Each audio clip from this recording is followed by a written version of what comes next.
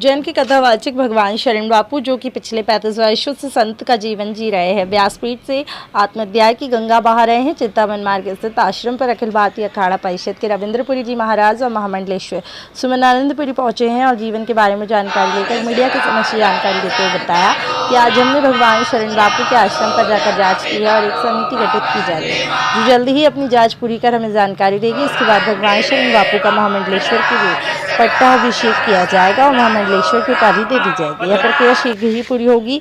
वहीं अखाड़ा प्रतिष्ठित के अध्यक्ष रविंद्रपुरी जी महाराज ने संत समाज से निष्कासित की गई महामंडलेश्वर मंदाकिनीपुरी के बारे में मीडिया से चर्चा कर बताया है कि उनके ऊपर जो कार्रवाई की जा रही है वह सही है, क्योंकि उनके थोड़े दिन पहले ही अपने आप को रामदेव बाबा बनाने की कोशिश भी की थी और उन्होंने एक फर्जी कंपनी अपने नाम से बनाई थी, जिसमें हमारे अखाड़े का नाम का उपयोग किया गया था।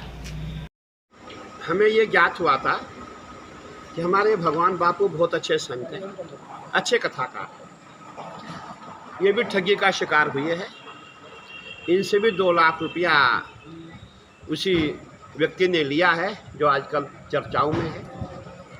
इनको भी इसी नाम से लिया था कि आपको जो है अखाड़े का महामंडलेश्वर बनाया जाएगा। मैं उसी की जानकारी करने यहाँ आया था और मैंने देखा यहाँ जो हमारे भगवान बापू के नाम से जाने जाते हैं, बहुत अच्छे कथाकार हैं, बहुत अच्छे संत हैं। और यहाँ पे जितने भी बच्चे हैं सबको शिक्षा दी जा रही है, सबको भोजन आवास सभी सुविधाएं जो है बच्चों को दी जा रही है। और आश्रम है जैसे लग रहा है किसी संत की कुटिया हो, किसी संत का आश्रम हो। मन बहुत खुश हुआ, मन बहुत प्रसन्न हुआ। परंतु जो पैसा ये दे चुके हैं उसकी जिम्मेदारी इनकी निजी है, वो हमारी नहीं है। और बाकी हमने ये देखा है कि इनका आश्रम बहुत अच्छा है और मेरे साथ हमारे महामंडलेश्वर जी भी आए हुए हैं।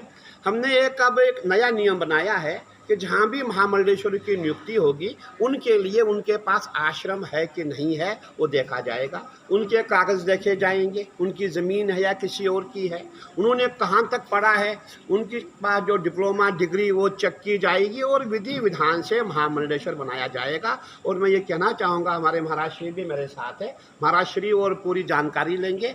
जानकारी के बाद फिर जो है बहुत जल्दी कम समय में ही महाराज श्री का फिर पट्टाभिषेक होगा। अब हमारे संत महात्मा भी बाबा रामदेव बनना चाहते हैं। ये प्रारब्ध का खेल है, हर कोई बाबा रामदेव योगी नहीं बन सकते। हमारी वहीं जिनकी चर्चाएं उज्जैन में है, उन्होंने एक कंपनी लॉन्च की थी। वो पता लगा कि जहाँ से सामान बनाया था उसको पैसा ही नहीं दिया।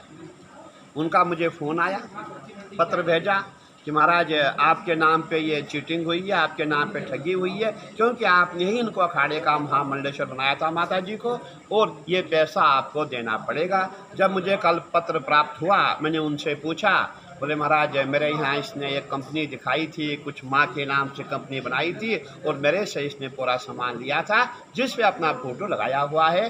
शायद आप सबके पास वो होगा जहाँ इसका फ़ोटो लगा हुआ है। तो कहने का तात्पर्य है कि शायद कोई ऐसा फील्ड नहीं है जहाँ ये नहीं पहुँची है, जहाँ इसने लोगों को नहीं छोड़ा है। तो अब इसके लिए हम क्या करें? हमने पुलिस में FIR की हुई है और कार्रवाई तुरंत हो। आपकी तरफ से भी कोई FIR करवाई जाएगी इसमें?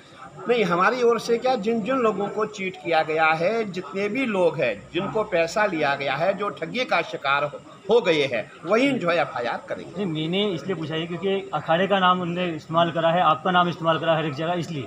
देखिए, मेरा ये मानना है कुछ गलती मुझसे भी हुई है, हमसे भी हुई है। हमें व्यक्ति को पहले देखना चाहिए था। हमने उन पे विश्वास किया। जब उसने कहा मैं वेल एजुकेटेड हूँ, मैं क्वालिफाइड हूँ, मैंने शास्त्री BA किया है, हमने मान लिया। उसने कहा ये मेरा मकान है, हमने मान लिया। उसने कहा ये मेरी लैंड है, हमने मान लिया। उसने कहा ये पूरा पंडाल कहीं करोड़ों का पंडाल दिखाया, मैंने इस बात को मान लिया। वो हमारी गलती, हमसे चूक हुई है और उस चूक का जो है भरपाई हम कर रहे हैं।